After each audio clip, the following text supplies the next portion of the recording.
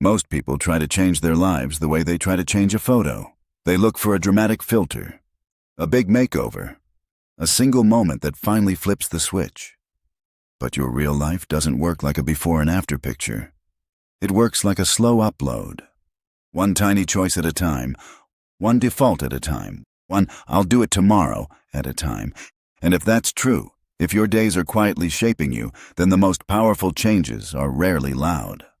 That is the premise behind Atomic Habits. The idea that the smallest behaviors, repeated, don't just add up. They compound.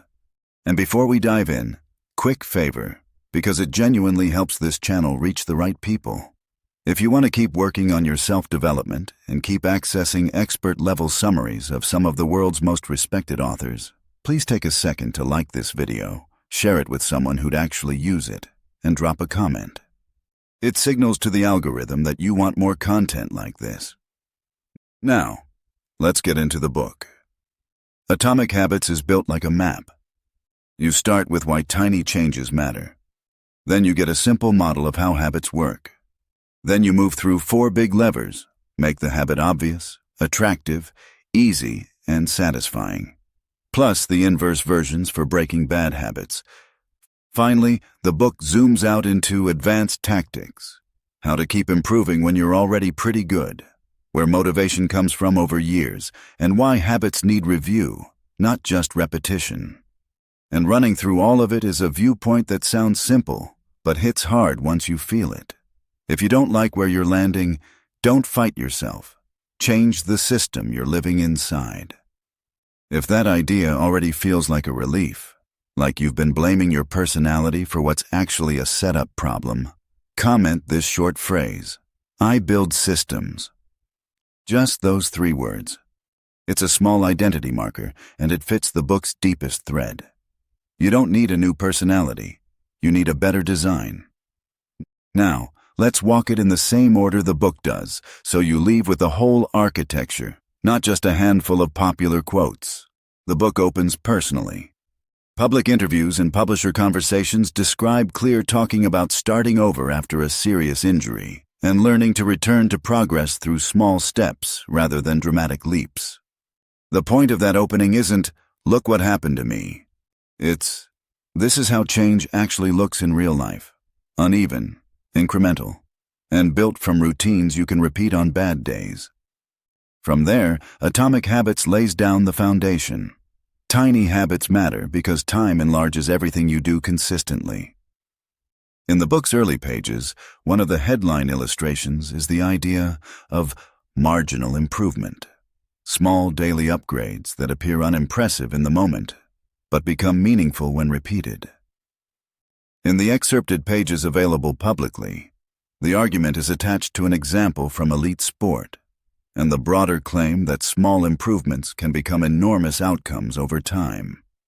But here's what makes this more than a motivational slogan. Clear keeps pulling you back to a reality check. The habit itself might be atomic, tiny, but the results aren't tiny because repetition is a multiplier. That's why the book pushes you to stop obsessing over one-off heroic moments. The biggest danger, in this view, is the quiet drift. You don't feel the effect of the habit today, so you dismiss it, until you wake up months later living inside the accumulated outcome. And then the book makes its first major philosophical pivot. Most people chase goals, but lasting change comes from systems, what you do repeatedly, not what you want. Eventually. Public excerpts and companion writings on the same theme argue that a system-first approach prevents the finish line crash. The pattern where you hit a target and then slide backwards because the structure that created the outcome was never installed permanently. So, the foundation is set. Small actions matter, and systems beat wishful thinking. Then the book moves into what might be its most psychologically sticky idea. Your habits don't just create results, they shape identity. Clear's public writing on identity-based habits frames behavior as evidence. What you repeatedly do becomes a mirror, showing you what you believe about yourself and then quietly reinforcing that belief. In this model, Lasting change comes less from forcing behavior and more from adopting an identity you're willing to protect, then choosing tiny actions that support it. In other words, the book tries to shift you from "how do I achieve X" to "who do I want to become, and what would that person do today in a way I can repeat tomorrow." That identity layer matters because it changes the emotional fight. If you're only chasing an outcome, every missed day feels like failure. But if you're building identity, each repeat is a vote in the direction you want. You're not trying to be perfect. You're trying to be consistent enough that you start believing your own story because your actions keep confirming it. Now, the book earns the right to get practical by introducing its core behavior model. Clear describes the habit process as moving through 4 steps: a cue that triggers the loop, a craving that supplies motivation, a response you actually do, and a reward that teaches your brain whether to repeat it. He connects this to the idea of a feedback loop and then turns it into a toolkit. If you can locate the point where the loop breaks, you can redesign it. And this is where Atomic Habits becomes what people love it for. It's not just be disciplined. It's move the levers. Clear turns those 4 stages into 4 design principles, the 4 laws of behavior change, and he gives you both directions: how to build good habits and how to break bad ones by inverting the same laws. So from this point onward, the book feels like a guided build. Each law gets its own set of chapters, and each chapter adds tools you can actually apply. Law 1 is about the cue. Make it obvious. And the book starts this section with a message that sounds almost insulting, but is actually freeing. You can't change what you don't notice. Modern life is full of automatic behavior. You reach for your phone without deciding. You snack without real hunger. You drift into the same evening routine without consciously choosing it. So the first skill isn't motivation, it's awareness. One of the first tools Clear offers publicly is the habit scorecard. Write down what you actually do in a normal day, step by step, until your patterns become visible. The point is not to shame yourself. It's to stop living on autopilot. Once you can see your patterns, the book moves into one of the most powerful, boring truths in behavior change. Clarity beats intensity. If a habit is fuzzy, I'll work out more, I'll read more, I'll be healthier. Your brain has too much freedom to delay it. But when a habit has a time and a place, your environment becomes a trigger. Clear's public writing on implementation intentions explains this as making a specific plan for when and where the behavior happens, so you're not negotiating with yourself every day. Then he layers another tactic: attach a new habit to an existing one. This is habit stacking, using a routine you already do as the anchor for a routine you want to build. Because your current habits are already wired in, they can act like a reliable cue for the behavior that comes next. Notice what he's doing here. He's not asking you to want it more. He's asking you to design the moment when it happens. And then the book pushes the same logic into your physical space. A lot of people think behavior is a matter of inner strength. But in Clear's work, environment is a silent partner, often the deciding one. In a widely shared excerpt tied to Atomic Habits, he argues that environment design matters because it shapes what you notice, what feels available, and what becomes the default. If you want a habit to be obvious, the cue has to be obvious, visible, present, positioned where it can't be ignored. That's why the book talks about designing your spaces, not in a fancy interior design sense, in a behavioral sense. Put the cue where it will get in your way, in the good way. If you want fruit, don't hide it in a drawer. If you want to practice something, don't keep the equipment in a cupboard. Make the cue unavoidable. And in the same breath, Law 1 gives you the first inverse strategy for breaking bad habits. If cues trigger behavior, then one of the cleanest ways to stop a behavior is to reduce exposure to its cue. Clear's public writing about addiction in context highlights a version of this. When the environment changes radically, automatic behavior can dissolve. not because someone suddenly became morally stronger, but because the triggers disappeared. The takeaway is uncomfortable but hopeful. Self-control is often the product of the situation you live in, not the heroic strength you summon in the moment. That completes the first law. Make the cue obvious, or remove it.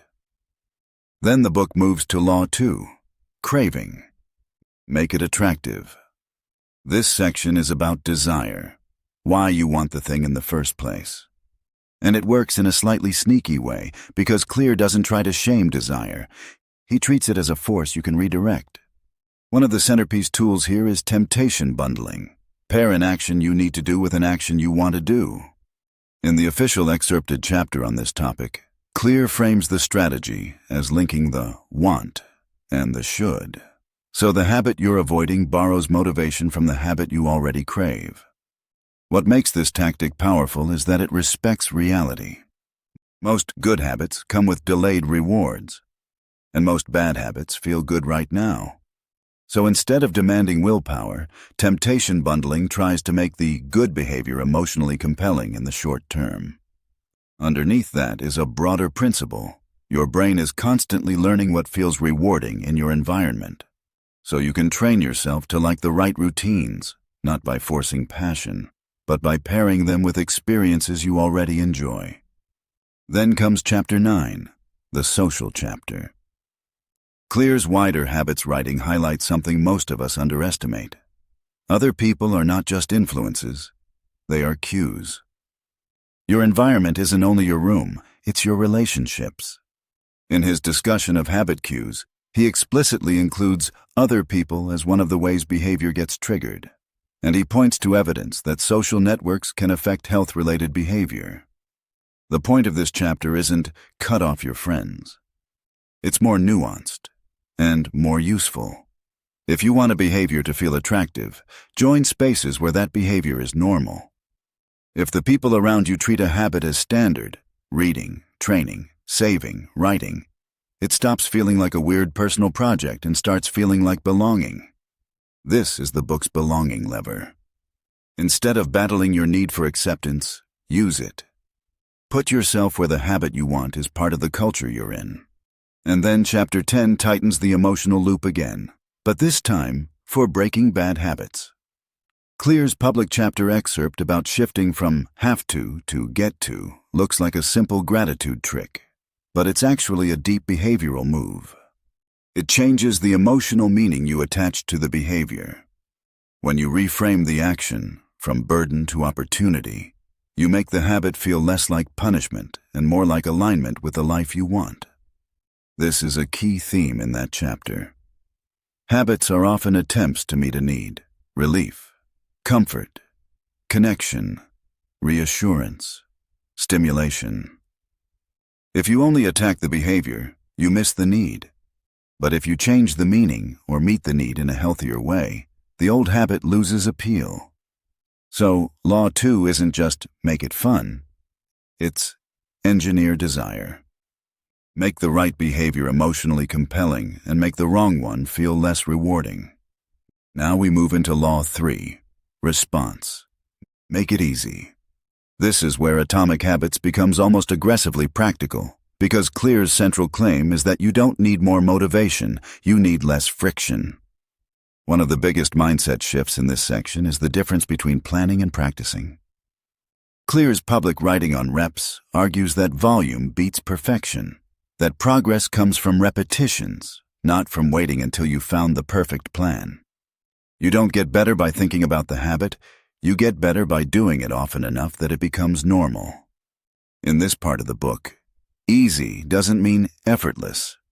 It means the barrier to starting is low enough that you actually begin. And that matters because starting is the decisive moment. It's the moment where a habit either happens or dies in negotiation. So the book focuses on friction. How many steps sit between you and the habit? If you have to search for your gym kit, the habit meets resistance.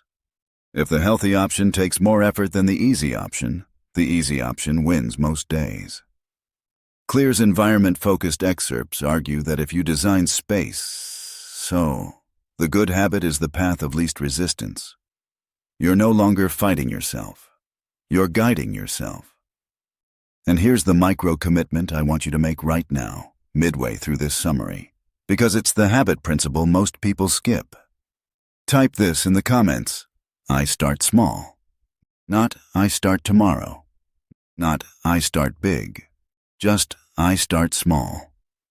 Because Law 3 is the part of the book that insists, if you can't do it on your worst day, you don't really have a habit yet.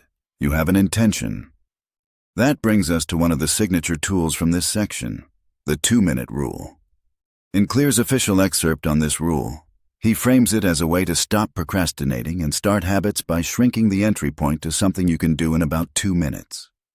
The logic is that the first action should be so easy it feels almost silly, because the real goal is showing up reliably.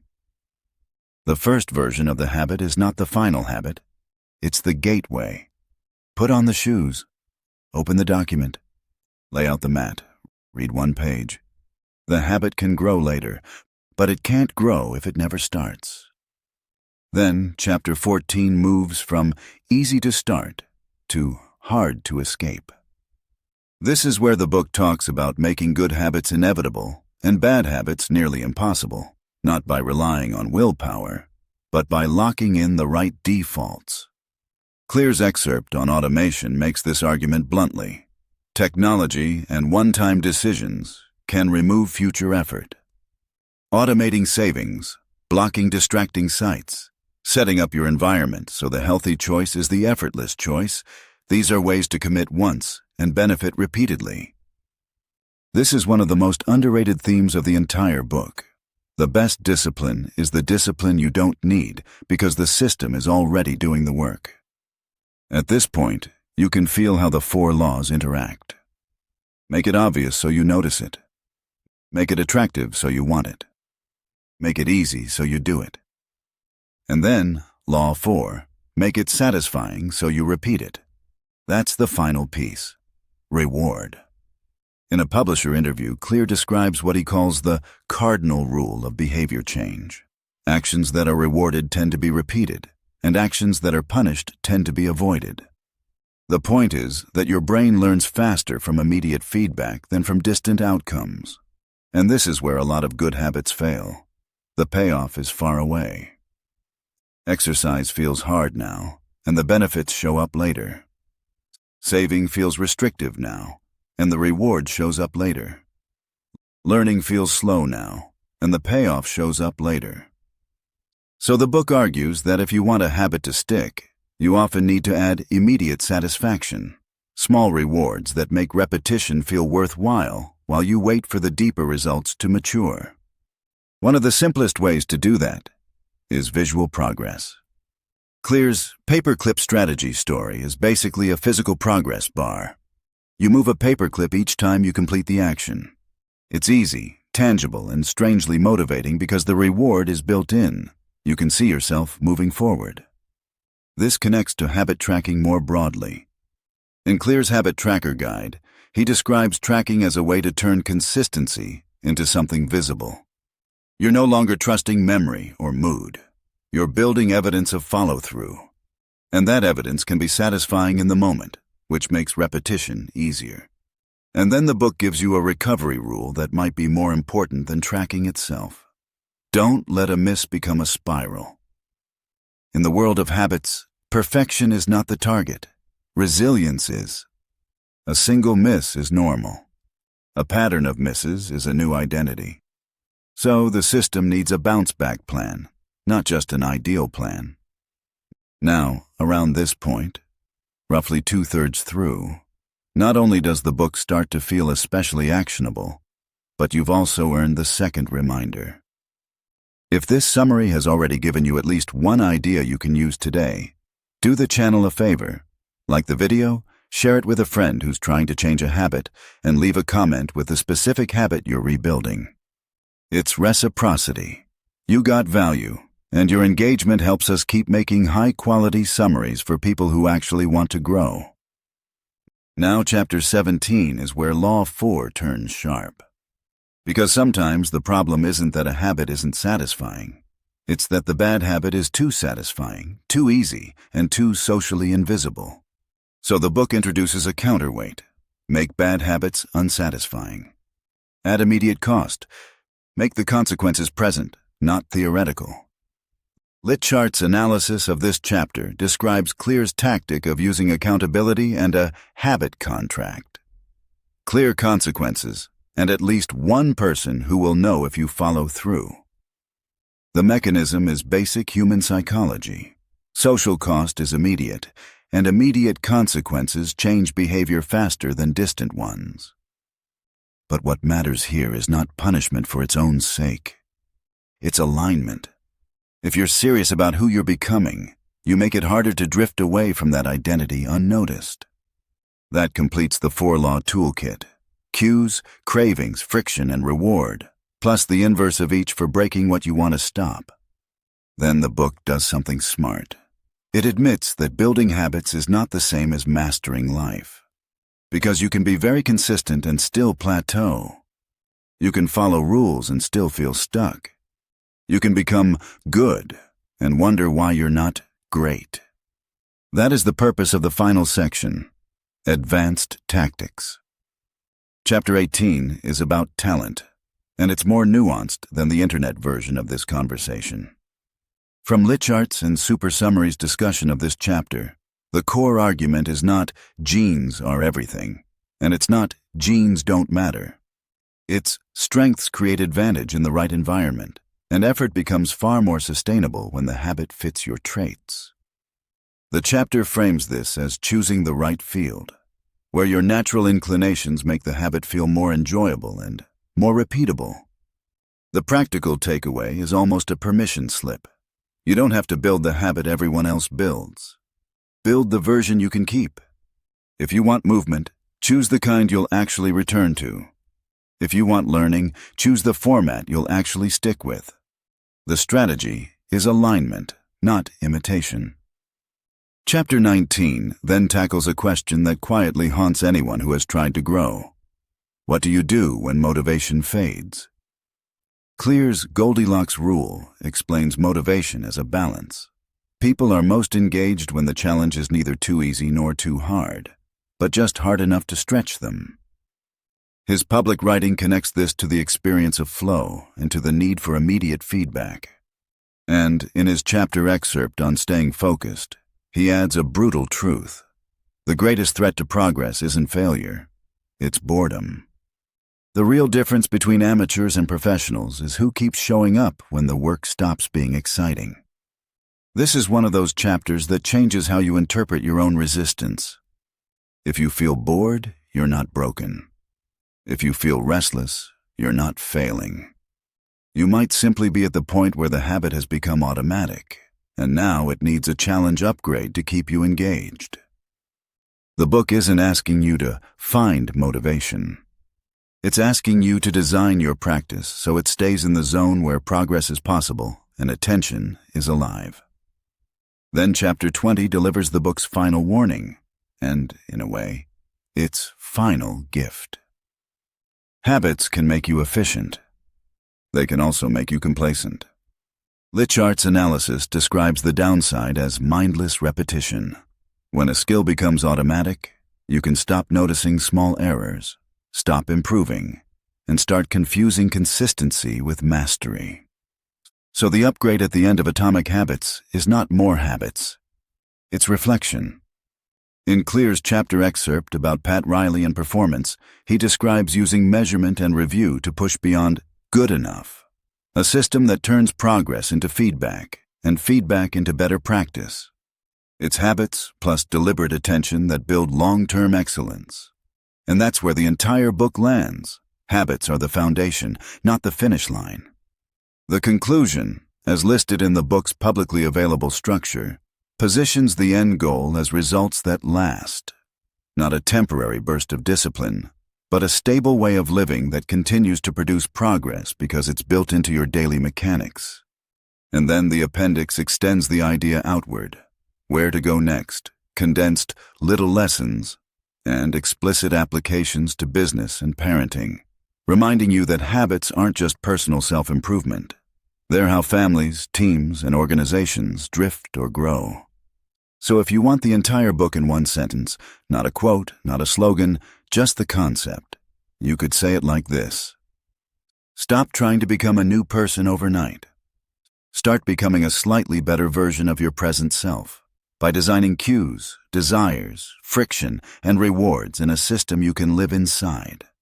And if you're wondering what to do first, here's a grounded starter sequence that matches the book's build. First, pick one habit that would genuinely improve your life. Second, make it ridiculously specific. When and where. Third, make the first step embarrassingly easy. Fourth, put a cue in your environment you can't ignore. Fifth, add a small immediate reward or tracking mark so the habit feels satisfying right now. Then repeat, quietly, until it starts feeling like who you are. That's the book's promise. Not that change is effortless, but that it's designable. If this helped, leave your comment ritual again, either I build systems or I start small, and tell me what habit you're working on. And please like and share the video so this growing library of summaries reaches more people who actually want to improve, not just be entertained. See you in the next summary.